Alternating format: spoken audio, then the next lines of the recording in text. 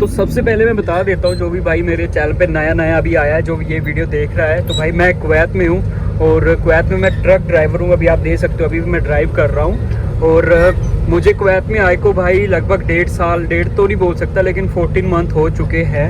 ये मंथ को कंप्लीट होते ही 14 मंथ हो जाएंगे और अभी तक का काफ़ी अच्छा एक्सपीरियंस रहा मेरा।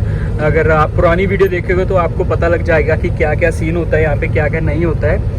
बाकी ये तो जस्ट मैं उनके लिए बोल रहा हूँ जो अभी चैनल पे नहीं आया है। जो तो मेरी वीडियोस कंटिन्यूस देखते हैं उन्हें तो पता ही है कि भाई ये जो काम है ये कहाँ था, वो आज कहाँ पहुँच गया। भाई ये बिल्कुल लास्ट पॉइंट पर है। ये देख लो, जो भी मेरी वीडियोस देखता है ये देख लो भाई, बिल्कुल लास्ट जिसे बोलते हैं कि 5% काम रहा है ना, बाकी सारा का सारा काम कंप्लीट हो चुका है। आप खुद सोच लो भाई, जहाँ पे कम से कम 40 गाड़ियाँ चलती थी, आज वहाँ पर सिर्फ 16 गाड़ियाँ चल रही है। मतलब इस साइड की बात कर रहा हूँ मैं।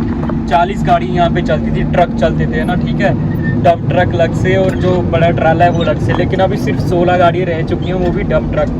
तो काम बिल्कुल ख़त्म है। बाकी 2-4 दिन में शायद हमें किसी और जगह, मतलब दूसरी साइड पे शिफ्ट कर देंगे, तो वहाँ का भी बताऊँगा मैं आपको क्या होता है क्या नहीं होता है। पहले मैं ऐसे करता हूँ, चक्कर फेंक के आता हूँ यार, अनलोड कर देता हूँ गाड़ी को एंड देन फिर आपको आराम से बताता हूँ सारा का सारा सिस्टम है ना।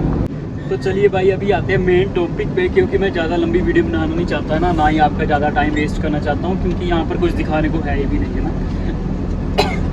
तो सबसे पहले मैं बात करता हूँ भाई कि मैंने ट्राई किस में दी थी। तो आज आपको बताने जा रहा हूँ इस वीडियो में। मैंने पहले कभी नहीं बताया कि सबसे पहले जब मैंने ट्राई दी थी, मैं गया तो वैसे डंप ट्रक की ट्राई देने के लिए ही था। चंडीगढ़ में मेरी ट्राई थी, मोहाली में। लेकिन जब मैं वहाँ पर पहुँचा तो वहाँ पर पता लगा कि आपकी जो ट्राई होगी वो बस ड्राइवर की होगी। मतलब हम यहाँ पर आके कुवैत में आके बस ड्राइवर के उसमें आएंगे, है ना। तो फिर मैंने देखा यार बस ड्राइवर, तो मैंने काफ़ी कुछ पता किया उसी टाइम फ़ोन करके। तो वो बोल रहे हैं कि बस ड्राइवर में सैलरी कितनी लगा रहे हैं। मैंने बोला भाई 140 KD है ना। तो वो बोल रहे हैं कि ठीक है फिर तो सही है, 140 KD प्लस ओवर टाइम होता है 2 घंटे का बस ड्राइवर में। मैंने कहा चलो ठीक है, और मैंने वहाँ पर ट्राई दी, मेरी ट्राई क्लियर होगी। वहाँ पे हमारा एक सिंपल नॉर्मल एग्रीमेंट होता है। हमें तो उस टाइम पे पता भी नहीं था कि ये एग्रीमेंट है, ये क्या है या फेक है, कुछ भी है ना। हमने साइन किया, हम तो खुश हो गए कि हम सिलेक्ट हो गए, ऐसा वैसा। चलो वो बातें बात की है ना, वो बातें क्लियर होगी। और उसके बाद जब मेरा वीज़ा आ गया, जिस दिन मेरी फ़्लाइट थी उस दिन मेरा जो मेन एग्रीमेंट साइन होना था ना एजेंट के पास, तो जब देखा भाई, तो पहले तो मेरी 140 KD सैलरी थी, लेकिन जब देखा तो 120 KD सैलरी उस पर लिखा हुआ। फिर मैंने उनसे पूछा कि 120, आपने तो 140 बोला था, वहाँ पे भी सभी 140 बता रहे थे, तो अभी 120 KD क्यों। तो फिर उन्होंने बोला कि आपकी 120 KD सैलरी है प्लस आपका 2 घंटे ओवर टाइम है, वहाँ पे सभी की सैलरी इतनी है। चलो मैंने बोला चलो कोई बात नहीं, ठीक है, चलो तो भी कोई दिक्कत वाली बात नहीं, ठीक है।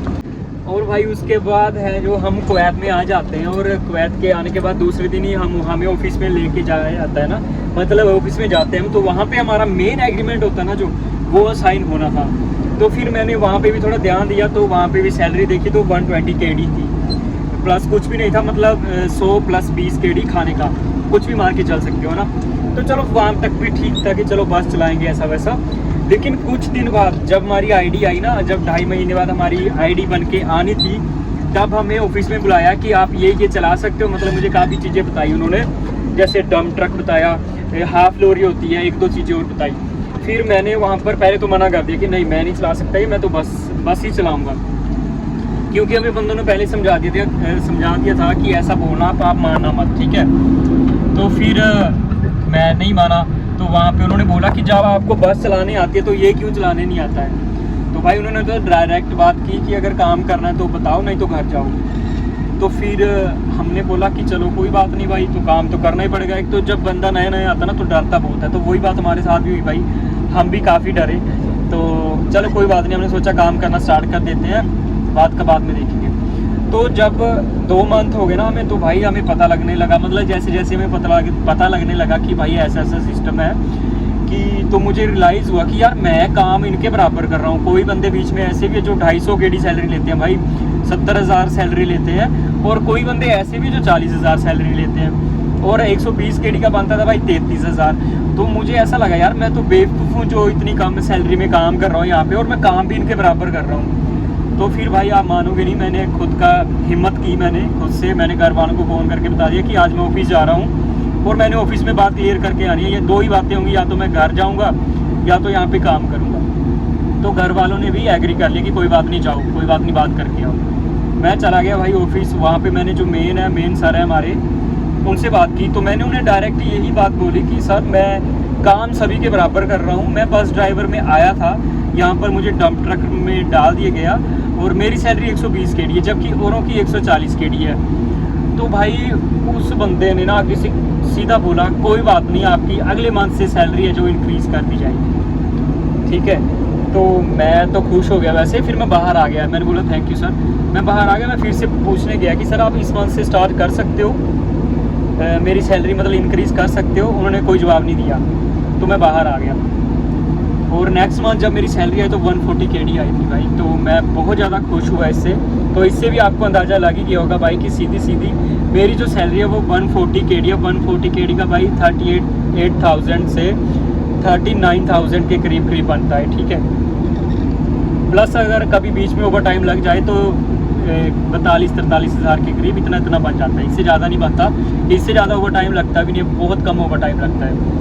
तो इसमें मैं आपको एक तो मैंने आपको अपनी सैलरी बता दी, और दूसरी बात ये बता दी कि भाई दूसरे बंदों के ऊपर मत चला करो, आपको डराएंगे बहुत। जब भी आप कुवैत में आओगे, किसी भी कंट्री में जाओगे ना, अगर आप खुद में हिम्मत होनी चाहिए आपके। भाई मैंने हिम्मत की, मैं ऑफिस में गया तो भाई मेरी सैलरी इंक्रीज़ हो गई। अगर मैं ऑफिस में नहीं जाता ना तो सीरियसली बात बोलूँ, मेरी सैलरी जो इंक्रीज़ नहीं होनी थी, क्योंकि कंपनी को तो फ़ायदा हो रहा है। जो कंपनी के मेन बंदे हैं ना, जिन तक बात पहुंचनी चाहिए भाई, उन तक बात पहुंचती ही नहीं है, ठीक है। और जो नीचे जो मतलब जो और बंदे होते हैं ना, जो नीचे रखे होते हैं, कोई क्या, वो बात अपने तक ही क्लियर कर देते हैं और बस ऐसे ही हर कुछ ही करते हैं। भाई ऐसा बहुत होता है, तो इस चीज़ से बचें। जब भी आपके साथ कुछ ऐसा हो, किसी भी कंट्री में हो, तो कोशिश करें कि आप मेन बंदे के पास पहुंचने की कोशिश करें। डायरेक्ट ऑफिस में जाओ, छोटे मोटे बंदे से किसी से बात नहीं करो। ये फोरमैन वगैरह कुछ भी नहीं है भाई। डायरेक्ट अपने जो मेन ऑफिस में वहाँ पे जाके बात करो। मैं 100% लिख के देता हूँ। अगर तो कंपनी अच्छी होगी ना तो उस पर एक्शन जरूर लेगी, ठीक है भाई। तो मेरे साथ ऐसा हुआ, तो देख लो कितनी सैलरी में कैसे आया था मैं, और यहाँ पे आके मतलब ये चीज़ हो गया। तो आप अगर बात करोगे तो सब कुछ होता है। तो यही मैंने आपको बताना था, बाकी और आप कमेंट करना भाई कमेंट में, क्योंकि मुझे पता लग जाता है कि मैं आगे कौन सा टॉपिक लेके आऊँ आपके लिए, है ना। तो अभी ज़्यादा लंबी वीडियो नहीं करूँगा, वीडियो को मैं यहीं पे ही ख़त्म कर दूँगा। उम्मीद करता हूँ कि आपको इन्फॉर्मेशन अच्छी लगी होगी, और अगर अच्छी लगी हो तो लाइक करना, कमेंट करना, शेयर करना, और चैनल को सब्सक्राइब ज़रूर कर लेना, ताकि जो मेरी वीडियोज़ हैं आप तक आसानी से पहुँच सके। तो नेक्स्ट वीडियो में मिलते हैं भाई, जब के लिए बाय बाय, टेक केयर, जय हिंद, जय भारत, जय श्री राम।